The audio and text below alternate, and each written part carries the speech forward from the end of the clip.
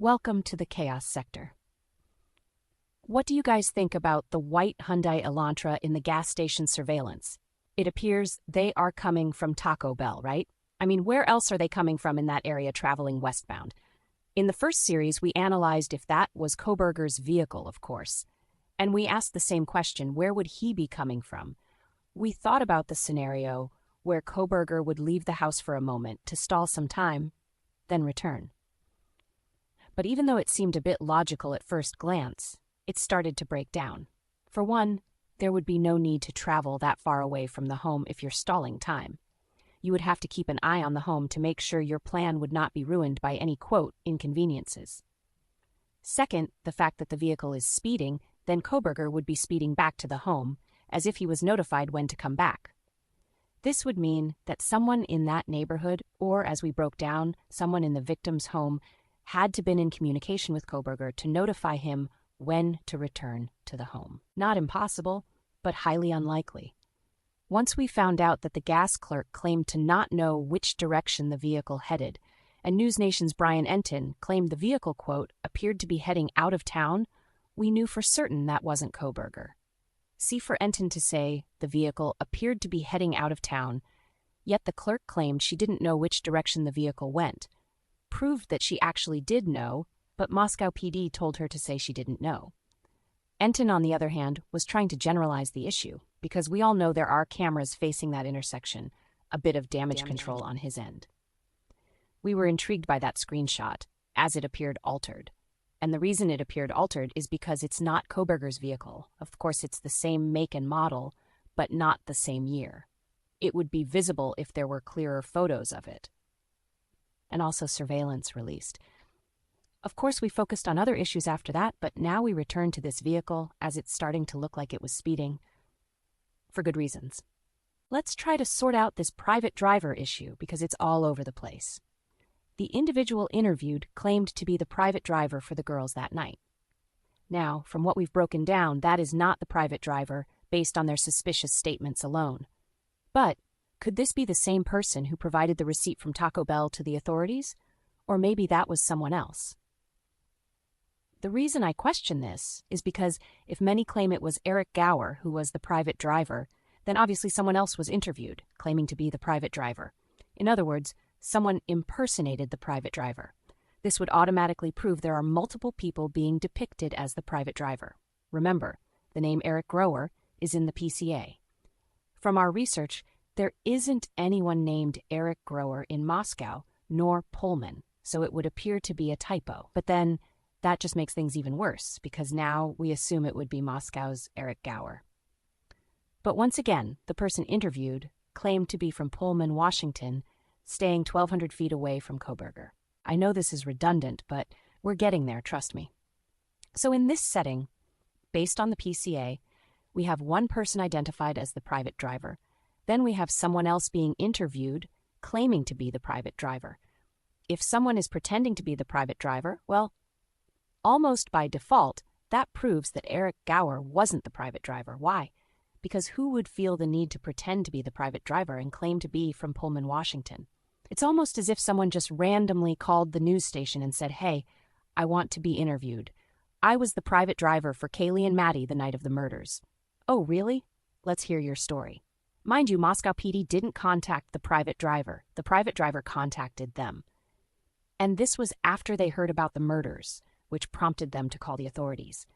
At that time, heck, Moscow PD didn't even know there was a private driver to even reach out to.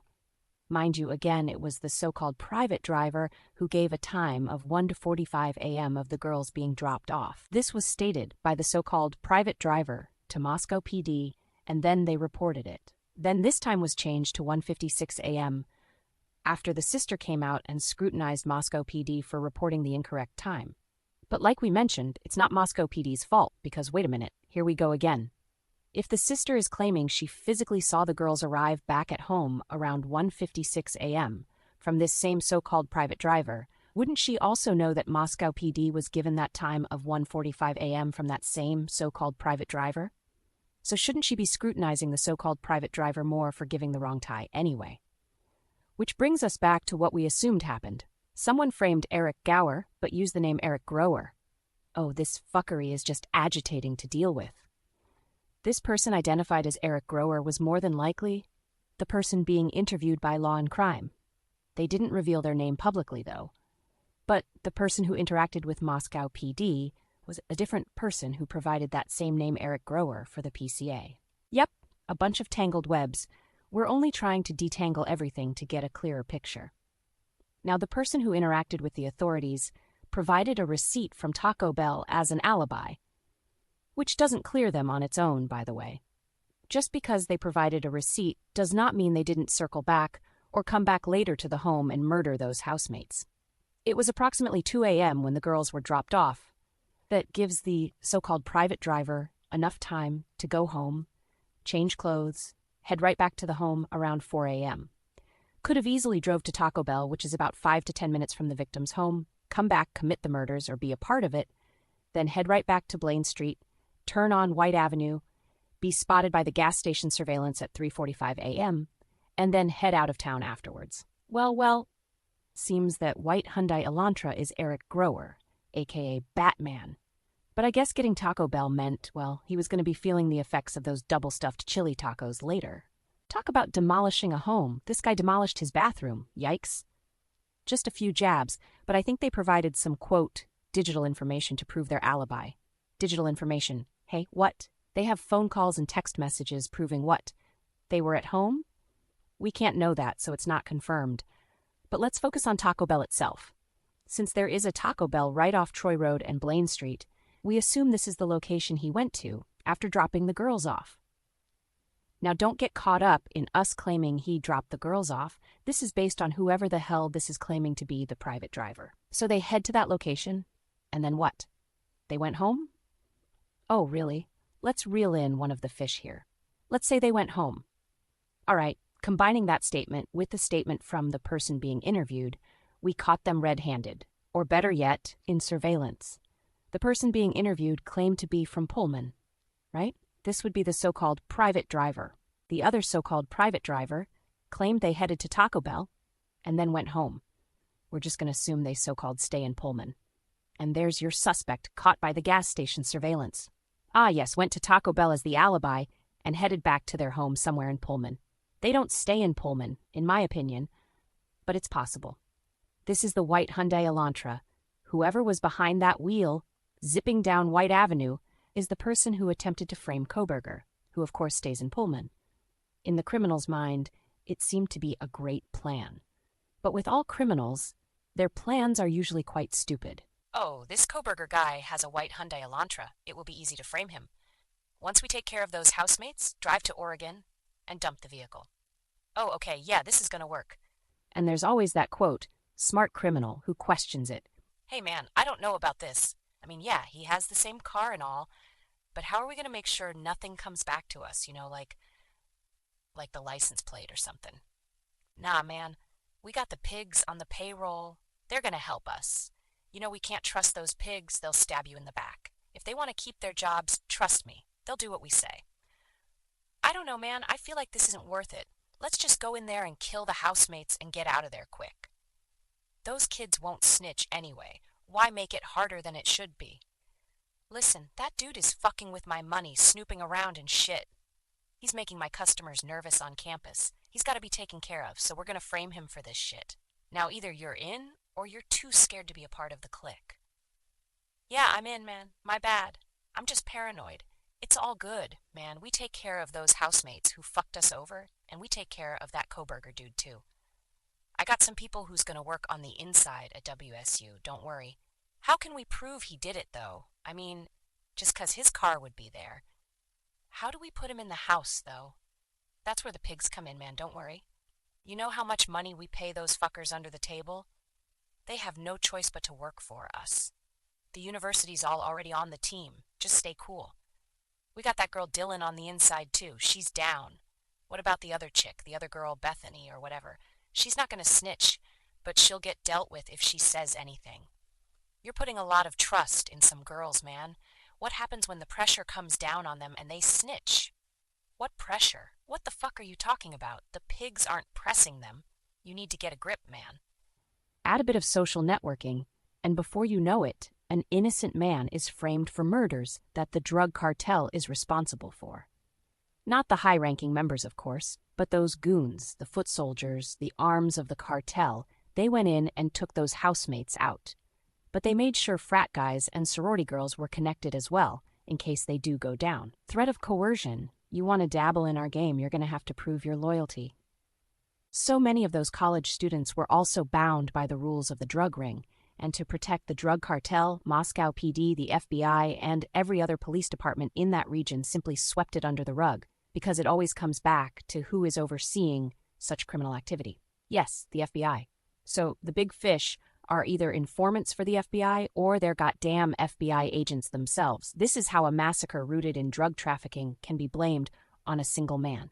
It's absurd to think that one person can accomplish this feat. It's physically impossible. And that was the beginning of our investigation, the absurdity of a lone killer taking out 4 people within a 10-minute time frame with a close-ranged weapon. The mainstream media never questioned this, especially old hag Nancy Grace. Need to change that to disgrace, by the way. She was really pushing that narrative without even questioning it. Her face it's just so disgusting, the type of person who would be a part of framing Kohberger in society. And that's why it's so easy for the mainstream media to slander Kohberger's image, because these are the same type of people who go along with the frame in society. Some ask if the gas clerk was a part of framing Kohberger. These people are not directly a part of the frame. Some have no idea of what went on, but they're told to do a specific thing, and they just comply. Which brings me back to Bethany. I think Bethany was in that position. She was told to go along, but in her heart she didn't want to. That's why she tried to spend time with Ethan and Xana at the party, because she knew that was the last time they would spend time together. Sure, we still hold her accountable, as she could have done something. But not everyone has that courage, end up living with regrets. Dylan, on the other hand, was more willing to comply due to her connections, which we assume she had, her connections to the drug trafficking organization. More willing to appeal to her handlers than caring for her peers. Could be mainly out of fear, but these are the consequences of playing with fire. And once again, her whereabouts were not accounted for. Everyone else in that house was accounted for. If you really think about it, if her whereabouts weren't accounted for, then she is, by default, a potential suspect. That's just how a detective would view her.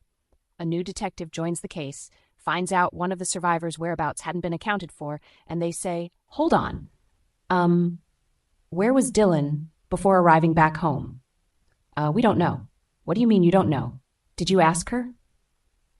We didn't get a chance. I think she was out on the town."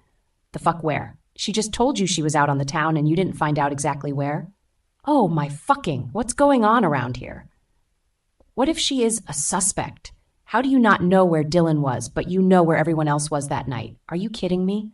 What the fuck is? I can't believe what I'm hearing. I can't do this. Call Ms. Mortensen right now. This is unprofessional. How does the chief allow this? I can't believe it." Yeah, a genuine detective would lose their shit about it. Well, I think we can conclude that the white Hyundai Elantra was a vehicle used to frame Kohberger. They didn't get the time right, though, because obviously the circumstances pushed the time forwards a bit. It could have been timed for the 3 a.m. hour, but because there was still activity in the neighborhood, including officers stopping students, they had to wait. And this caused Bonnie to arrive at the home at a later time than what was expected or planned. I assume they tried to take care of the housemates as quickly as possible, like moments after they came back home. They were being watched, of course. Moscow PD simply aligned the time of death with Bonnie's so-called DoorDash delivery. They had to change the time of death to cover up that delivery was a sham. Remember, the FBI visited the crack. But I don't recall Moscow PD visiting that crack to verify the DoorDash delivery. What's the point, even though both are law enforcement? One is known for being corrupt in their own right, but the other is known for literally setting up the corruption for the other to carry out. In other words, the FBI visited that crack to shut everything up quickly. But someone snuck in and inquired about the DoorDash delivery and revealed a key piece to the puzzle. Bonnie was pretending to be the DoorDash driver and knew the trail would lead back to her. So she came back up there after the murders and spoke to the employees, we assume, to see if authorities had stopped by. Remember, The employees knew she was the DoorDash driver for one of the victims, so she had to keep tabs on if they had spoken to authorities, making sure her identity hadn't been revealed to anyone. In her slick way, though, just asking about things here and there. Because if her identity had been revealed, well, it obviously is linked to her criminal history. But even more damaging, that she actually ordered the crack and delivered it. And this would make her a suspect, because her so-called DoorDash delivery was not ordered by Xana. Are you guys grasping this? I mean, I know it's been established, but if we are trying to figure out who's responsible for those housemates' deaths, it starts with this evidence. Yes, evidence. And many are not staying on this path. You have to keep digging into this, regardless if it seems redundant. The employee stated she had quit dashing for a while and assumed she was, quote, traumatized from the experience. Yeah, she quit dashing because she hauled ass to another state. And guess where she ended up?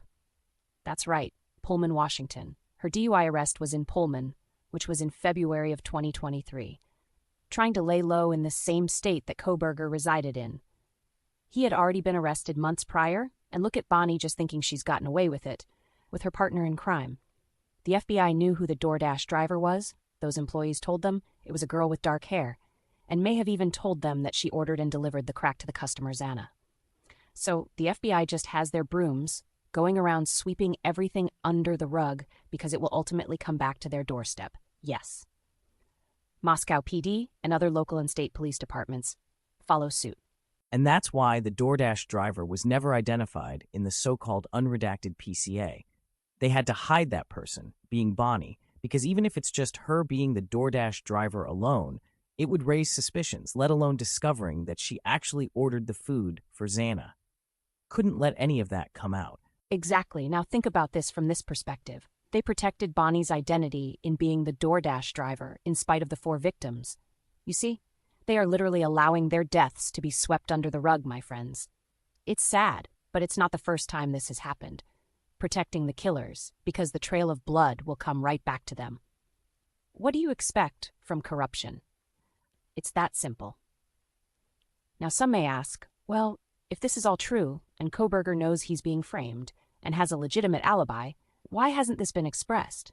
Well, the preliminary hearing was that moment to challenge all of the allegations, but the defense was not given a chance to do so. Remember, Bethany was supposed to testify, as the defense claimed she has exculpatory evidence that would exonerate Kohberger. Initially, she agreed to testify, essentially in support of the defendant. Then all of a sudden, no bueno.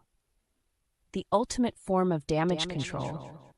Her attorney didn't want her to testify, and it took a key witness away from the defense. And also, Kohberger did state that the DNA found on the knife sheath was not his. It was depicted as the typical loony serial killer trying to gaslight the court, and if you recall, the prosecution did address this because they knew he knew that he was framed.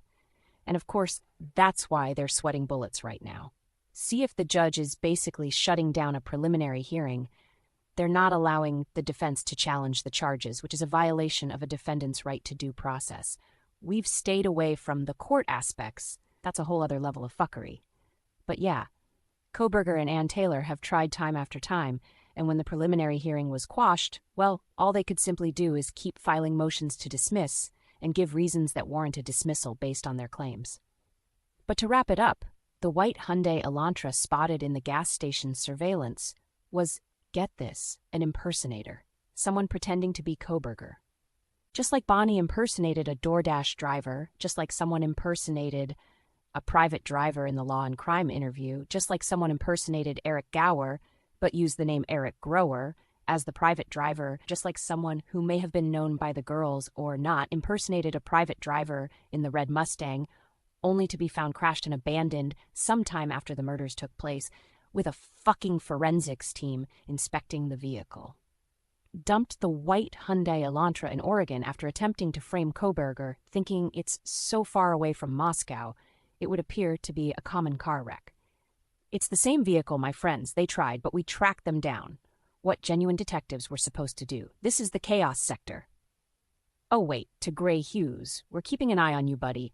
Still trying to execute the same damage control in this case as the Kenneka Jenkins case I see.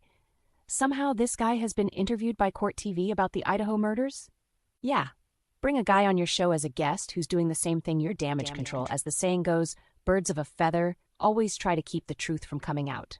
Many may have just learned about him or think he's doing decent work in his so-called investigations.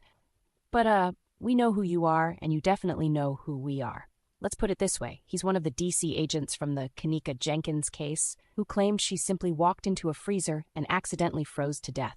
Yeah, even provided that goddamn 3D rendering of Kenneka stumbling through the hotel by herself. Got millions of views, by the way, pushing the narrative that she somehow was all alone in that big hotel, just stumbling around. Yeah, Kenneka was able to make it through the hotel, up to the kitchen, but never once did she turn back around and question where she was going. That's because she was forced to go where she went. But the 3D model of Kenneka just stumbled through the halls. It was actually a mockery of her death, and he spent a lot of time and effort debunking a lot of theories, although some needed to be debunked. But he never came near the chaos and attempted to debunk us. He wouldn't dare. He knew who to stay away from because he couldn't debunk the real investigators. Somehow the freezer was turned on. Gray Hughes? The kitchen wasn't in operation, don't you remember? Who turned on the freezer? Somebody had to turn it on. It didn't just come on by itself, right? How did she have the strength to walk all the way throughout that hallway but couldn't open a freezer door from the inside with a fucking glowing knob handle? Remember, Gray Hughes? The door didn't lock from the inside. It had to be physically locked from the outside. Remember, Gray Hughes? Who locked the freezer door and turned on the freezer, huh? What about the two siblings at the party, whose father was a supervisor for the construction company working on that very fucking kosher kitchen, huh? Wouldn't he have access to that kitchen under construction, huh, Gray Hughes? You never addressed that. Now did you, Gray Hughes?